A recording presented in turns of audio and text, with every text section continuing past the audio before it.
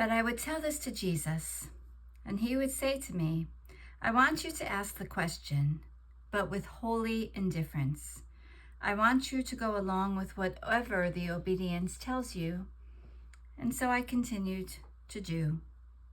When about 40 days had passed, which I had taken as such from those words that the Lord had spoken for a certain given time, and which I had related to the confessor in this way, the sufferings continued to surprise me every day, and he was forced to come every day.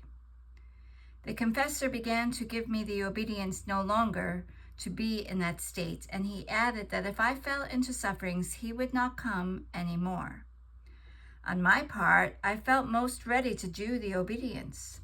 My nature especially wanted to be freed of being in bed continuously, which, as beautiful as it was always bed. Having to subject myself to everyone, even in the most repugnant and necessary things of nature, and being forced to tell them to others, is a true sacrifice. So my nature did its office and felt all consoled in receiving this obedience, while my soul was ready to do the obedience and ready to remain in bed if the Lord wanted it so, because I had begun to experience how good he had been with me, and the true resignation can change the nature of things, turning bitter into sweet. When he gave me the obedience, no longer to stay in bed, I began to resist. And I said to the Lord, what can I do? I can no longer stay, for obedience does not want it. If you want, give light to the confessor, and then I will be ready to do what you want. And I spent one entire night clashing with the Lord. When he would come, I would say to him, my dear Jesus, have patience, do not come, for obedience does not permit that you make me share in the sufferings. Up until the morning, I won. I felt I was inside myself and free of sufferings when, in one instant, the Lord came and drew me so much to himself that I could not resist him. I lost consciousness, and I found myself together with him, but so clasped to him that as much opposition as I made, I could not detach myself from Jesus. Being with Jesus, I felt all annihilated, and I felt a certain blushing for the many reproaches I had given him during the night. I said to him, Holy Spouse, forgive me. It is the confessor that wants it so. And he told me, do not fear. When it is because of obedience, I do not get offended. He continued, come to me today. Today is the new year. I want to give you a present. That morning was precisely the first day of the year. So he drew his most pure lips to mine and poured a most sweet milk. He kissed me. He took a ring from within his side and said to me, today I want to show you the ring I have prepared for you, for when I espouse you. Then he told me, tell the confessor that it is my will that you continue to stay in bed. And as a sign that it is I, tell him that there is a war between Italy and Africa. And if he gives you the obedience to continue to suffer, I will not let them do anything on either side. They will reconcile. In the very act of his speaking these words, I felt surrounded by sufferings as if by a garment, and I was unable to free myself by myself. I thought to myself, what will the confessor say? But it was no longer in my power. That milk which Jesus had poured into me produced in me such love for him that I felt myself languishing, and I felt such satiety and sweetness that after the confessor came and I came round from that state and the family brought me food, I felt so full that the food would not go down. But in order to do the obedience, which wanted it so, I took a little bit, and immediately I was forced to bring it up, but mixed with that sweet milk that Jesus had given me. And Jesus, almost joking, told me, what I gave you was not enough. You are not content yet?" I blushed all over, but immediately I said to him, "What can I do? It's the obedience." When the confessor came, he started to get upset, telling me that I was disobedient.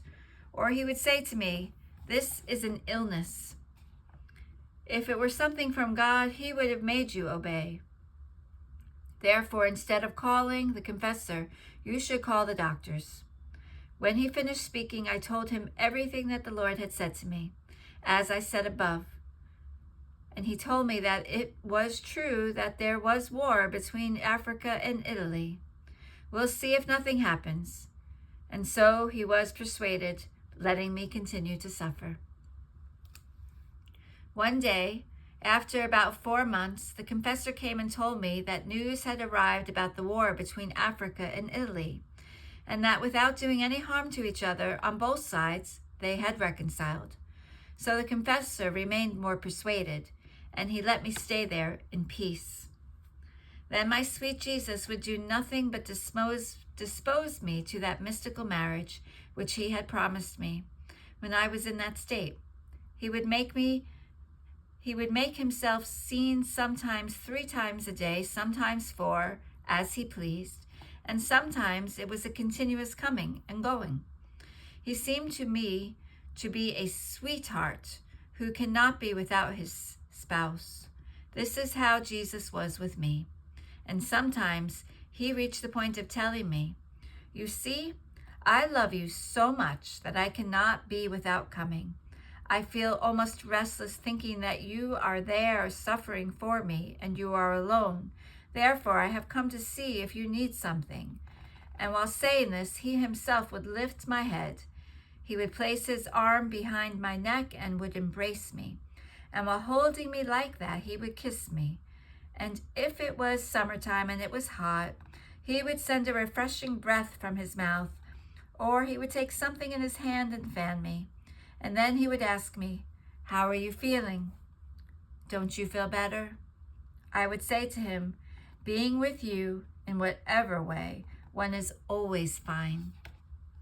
Other times then, if he saw me very weak because of the continuous being in those sufferings, especially if the confessor was coming at night, my lover Jesus would come, and in seeing me in that state of extreme weakness, to the point that at times I felt myself dying, he would draw near me, and from his mouth he would pour milk into mine, or he would place me close to his side, and from there I would suckle torrents of sweetness, of delights, and of strength.